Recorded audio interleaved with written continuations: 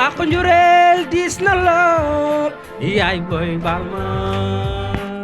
yaa ñetti yoon door a indi baay addis la màgg fay ma naar ba xoromam génne say rongoñ lu ma diis la yaay su ma sañoon fu ma geesoo gis la mun naa ko waat sama mbëggeel ci yow lu diis la. lëg nag bu lekkee alom nu ko gërëmee tooy Aïssatou Cissé mi buñ ci jotee tey yàlla ak le ministre Assane Diop la Assane moo ko dox ne danañ la ko indil kon madame la ministre ñu ngi lay dalal. Madame le ministre ñu ngi lay xamal ne kontaan nañ ci suñu maire de la commune de Koungheul Mayacine Camara mosul ñu bàyyi ginnaaw mosul ñu fàtte toujours mu ngi ñuy nemmeeku monsieur le maire madame le ministre ñu ngi lay xamal ne suñu président nu mu tuddati départemental muy monsieur Assane Diop bàyyiwul ñu benn yoon à chaque fois mu ngi ñu topp di ñu nemmeeku. ba kaddu gi nga xamante ne la ma mujj wax muy kaddu goo xamante ne dafa ma marqué te pikiir la te loolu daf may jëmale ci kanam parce que daf ne ma Ablaye mu ne ma bu leen nangu kenn du leen sarax bu leen nangu kenn sarax leen dee leen liggéey il faut travailler dama ne loolu nit ku la ko wax mooy ki la bëgg kon Assane ñu day delloo njukkal kontaan nañ ci yow yàlla na la yàlla fay. ñuy gërëm ñi fi teew ñëpp rawatina le maire Missirah Wadène démb ñu ñoo toog ñoo bokk toog. mu wàcce bureau boppam comme moom daal du maire quoi toog di wax ak nit ñi di waxtaanee nit ñi di ko ab di ree ñun loolu lañ gëm loolu lañ bëgg ma ne ko loolu lañ gëm loolu lañ bëgg kon ñu ngi leen di gërëm di leen sant bon ñun nag handicapé commune Koungheul li nga xamante la ñuy joytu suñu problème mooy problème siège social chaise bi nga xamante ne Mayacine ci boppam sax nee nañu woon seet leen fi nga xamante ne am ngeen ko moo looyee leen ko ngeen nekkaale fa en attendant ñu seet fu ñu leen tabaxal boobu ba léegi ñu ngi seet mais amaguñ ko mais loolu voilà loolu nag soxal nañu lool parce que nag jot nañ fi def ay recensement dugg ci biir quartier Koungheul yi quartier yëpp lañ def kër handicapé kër par kër handicapé bu ñu xam seen i jafe-jafe xam seen i nekkin seen i problème ñi nga xamante ne dañu toog benn place yor bekki dem amuñ ay bekki amuñ lu ñu jëndee bekki am na fi ñi nga xamante ne ñi ngi war a toog ci pousse-pousse dem amuñu pousse-pousse ñi ngi toog benn place lañ toog loolu tamit suñu problème la ñu ngi leen koy joytu madame la ministre ñu ngi lay xamal ne suñu góor ñi toog fii ay maçon fi nekk ay électricien ay commerçant ay cultivateur xeetu liggéey boo xalaat fii Koungheul mi fii handicapé dañuy liggéey boo ñun gëmuñ toog xëy suba teel ñëw toog su ron garab bi teg ataaya ba pare toog ba ngoon jot nga naan dëkk bi dafa màcc ñun gëmuñ loolu ñun dañoo gëm jóg liggéey waaw ñun loolu lañ gëm waaw li ñuy bëgg mooy li ñu manqué mooy formation ak financement jàppale leen rek ñu dem loolu rek mooy suñu problème madame la ministre li nga xamante ne la ñuy jooytu encore mooy suñu jigéen ñi nga xamante ne jigéen ñu jàmbaar lañ muy 150 femmes yi nga xamante ne jot nañ leen recensé nga xamante ne liggéey rek lañ xam yaakaar naa defoon nañ ci exposé boo xamante ne le ministre Mayacine Camara mii mu ngi fa woon lu ne lañ fay def dañuy ñaw dañuy cuub dañuy létt dañuy def objet d'art man amul liggéey boo xamante ne jigéen ñi duñ ko def dañ ko doon def nag fi nga xamante ne lañ ñu abaloon mooy ci foyer bi par la suite nag amatuñ feneen fi ñu nekk loolu ci boppam doon na loo xamante ne métti na jigéen ñi bugg nañ foo xamante ne mun nañ fa nekk pour wane seen liggéey daal. Monsieur le ministre Assane Diop, président du conseil départemental, monsieur le maire de la commune de Missirah, yow tamit ñu ngi lay gërëm ci sa teewaay bi parce que dina départementaliser sunu association bi. imam ñu ngi lay nuyu bu baax di la gërëm ci kàddu yi di nuyu président départemental des personnes en situation d'handicap di nuyu président ak présidente au niveau communal di nuyu tamit Ablaye Touré di nuyu président vice-président conseil départemental Ngoro Diouf ak bépp kilifa tey bu ñëw fii te ñu leen di ràññee fii ci biir salle bi di leen dalal ci Koungheul waaye di leen dalal tamit ak jàmm ci salle bi ñu nekk tey ñëpp xam nañ ne jot amul fenn ci Sénégal su ngeen bàyyee seen yitte yi tey ngeen ñëw c'est parce que événement bi moo am solo waaye en tant que maire ma waroon teew président Assane Diop waxoon ma ko ma jox importance aussi ñi mu concerné mooy les personnes handicapées waaye tamit bi ma waxee ne ministre Aïssata Cissé moom mooy ñëw ma sawar ci lool pour ñëw saafante ak moom xamante ak moom waaye yàlla def mu nekk nit ku baax bi mu ñëwee ba tey mi ngi mel ni bi ñu xamante mat na ay ati at ñu ngi lay sant soxna si la gërëm xam naa balaa ngay jógee fii da ngay dem ci mairie bi ñu ma defaraat benn état civil ñu tuddee la Aïssatou Camara li ñu fi war a wax yëpp buñ ko fi tegoon di ko wax tey dañ fiy fanaan parce que liñ ca xam ak la cay njëriñ la buñ toogoon fii tey di ko wax dañ fiy fanaan li ñu mën a dellu rek mooy comme yàlla dogal na jamono yi ñun ñoo fi nekk ñu ngi feddali encore suñu wax jooju pour jàppale leen biir jàppale leen biti jàppale leen biir mooy ku ci nekk ci say soxla ci say mbébét ñun wa dañ la war a taxaw loolu mooy jàppale biir bi ñu am pour taxawu leen te incha allahu rabi duñ ci mos a yoxi jàppale biti bi mooy lépp lu mairie war a def ak lu conseil départemental war a def incha allahu rabi aussi dañ leen ci accompagner loolu moo tax ñu ne en attendant siège bi ñëw pour leen fu ngeen nekk ñu fay ko loué ko le temps que ngeen nekk ca ba ñuy construire siège ba bañ leen dimbale ngeen construire siège bi kon daanaka soxla boobu féetoo na boor. dañ koy mën a tënk nag tënk ko parce que moom en général buy jël engagement du bëgg mu bari ndax bëgg na lu mu wax def ko waaye nag fii dégg na fi loo xam ni tax na mu jël ba lim doon bëgg a lim daan faral di téye dana ko yokk tuuti ndax yéen a tax moo tax li fi jib mooy nañ fexe ba lépp luñ fi def commune yëpp gis ci seen bopp loolu la ñu wax loolu nag boo ko bëggee def dafa am noo koy liggéeyee dañu ne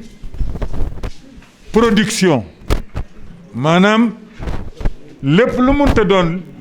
balaa ngaa transformer balaa nga da ngay produire da ngay def da ngay béy ba pare mbéy mi nag du Koungheul mbéy mi ci commune yi la kon mu ngi mel ni boo nee mbéy mi rek commune yëpp seddu nañ kon nag foog ñu fexe ba organiser ko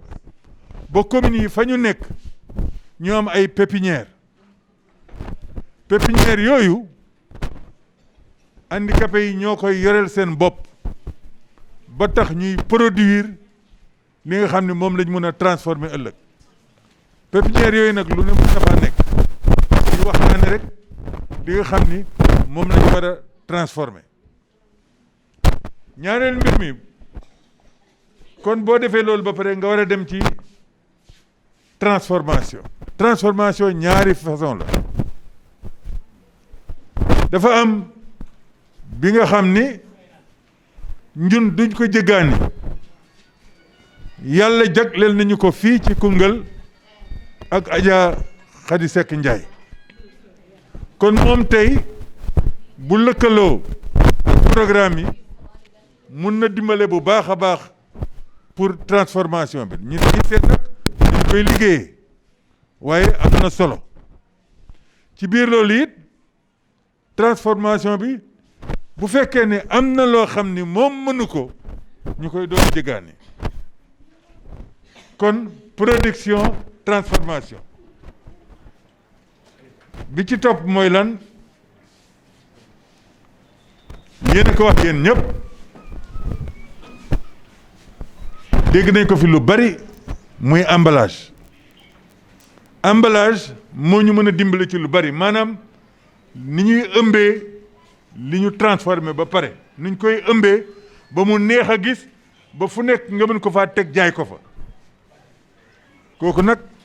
emballage boobu yàlla def na bokk na ci programme yu mën a nekk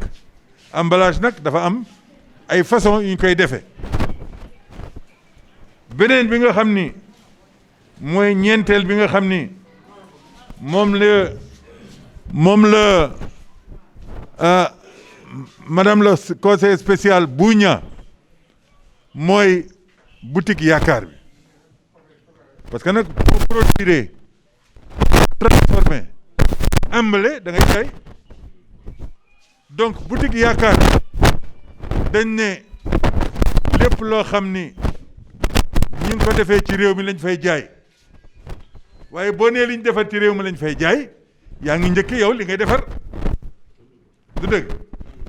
kon boutique yaakaar yooyu tamit am na fi solo trop te boutique yaakaar buñ ko déggee mooy lan mun na am itam loolu ci bépp commune foofu nag li ñuy xaare maire yi war nañ maire bu nekk war na mun a am benn boutique bu mu jagleel handicapé yi boutique du passé 3 millions nañ ko dugal ci budget yi defal jagleel ko handicapé yi boo ko defee lu bari def lay wàcc bu ko defee nag léegi la fay emballé la fay jaay ak yëpp ñu ngi jógee ci projet bi waaye projet bi foog mu am fu mu dugg kon nañ góorgóorlu ci côté boobu mën na nekk léegi bi nga xam ni am na solo trop waaye mun nañ koo boole fii mun nañ koo bañ a boole fii ndax bañ mu diis parce que it nag may nañu lu bari waru ñoo jël lépp am na benn boo xam ni mun nañ koo def te xëj na projet bi di ci sonn mooy formation technique bi ñuy wax léegi moom mi ngi wax ak ONFP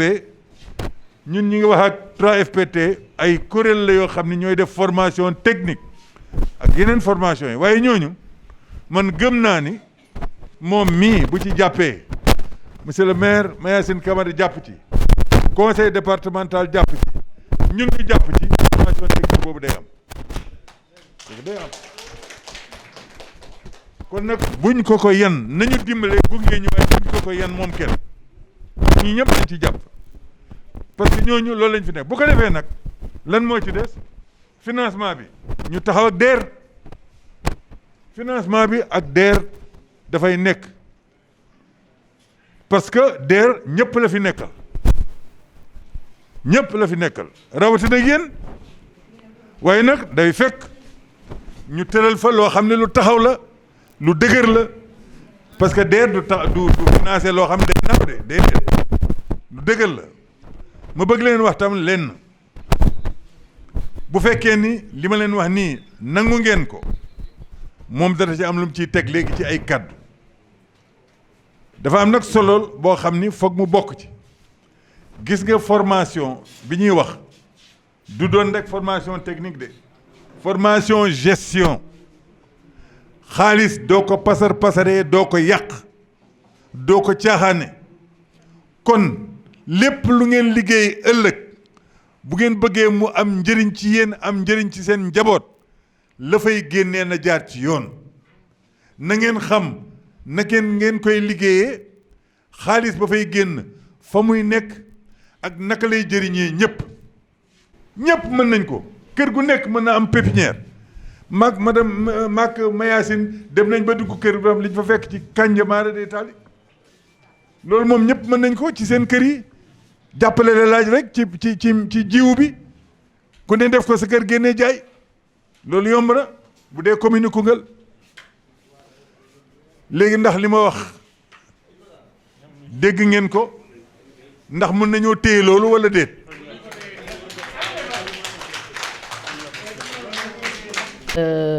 maa ngi rafetlu kàddu ku nekk parce que ku nekk wax na lu mu yëg ci xolam ak lu mu namm donte que lépp mënuñu ko def mais am na yoo xam ne tànn nañ ko ci te yéen ñëpp d'accord ngeen ci kon ci loolu la ñuy jëm incha allah ngeen may ma balaa may tëj ma répondre tuuti ci carte égalité des chances yi ak sunu frère Camara bi ci lu mu wax ci changement climatique yi mooy ñaari point yoo xam ne bëgg naa ci indi tuuti leeral carte d'égalité des chances dañ ko def léegi benn programme national parce que émission carte yi dafa yéex président du nii la ko bëggee woon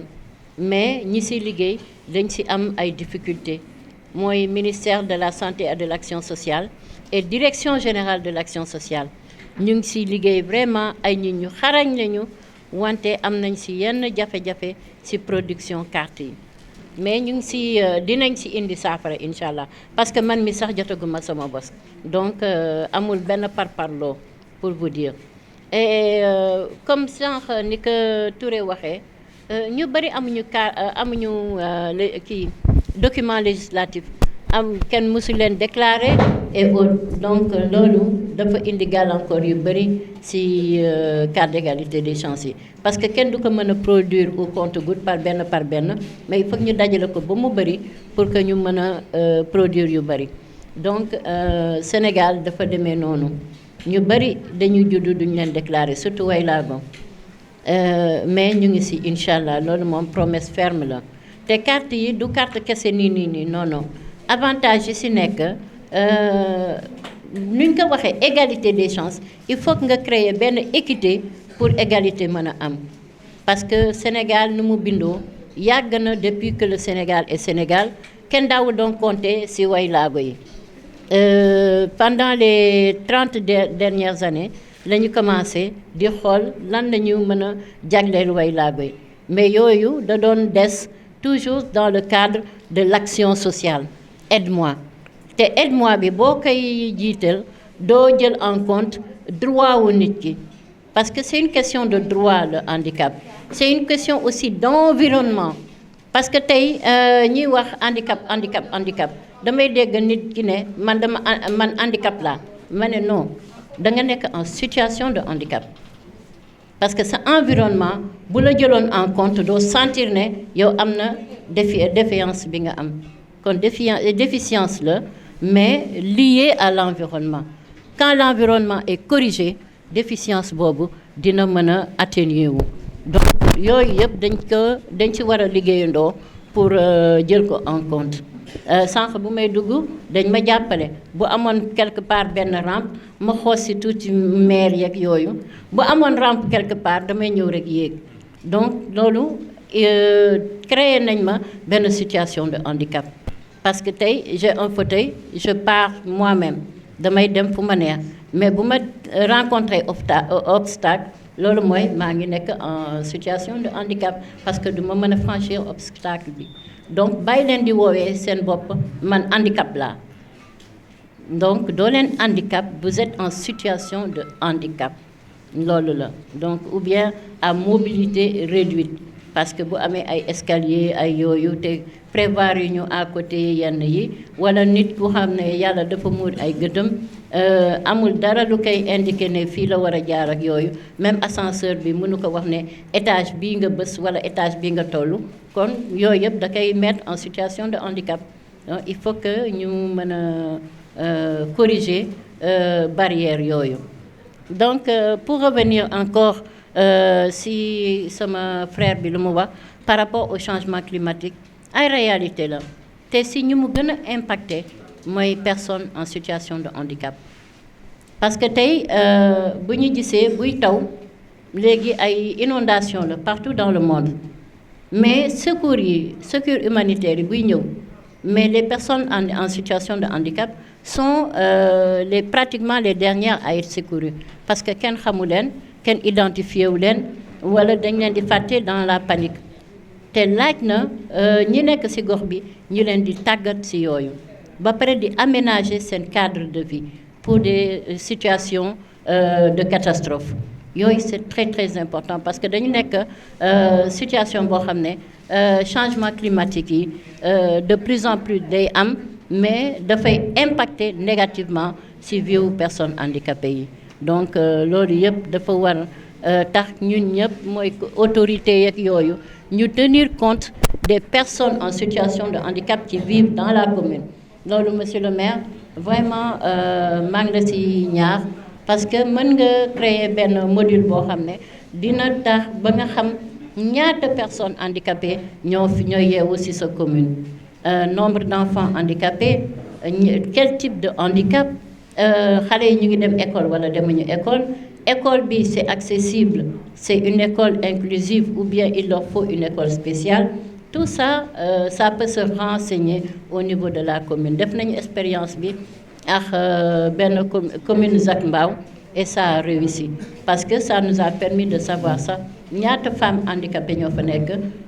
si elles sont mariées si elles ont fait des études wala dañoo formé wu des trucs comme ça et ndax ñu ngi liggéey ak yooyu donc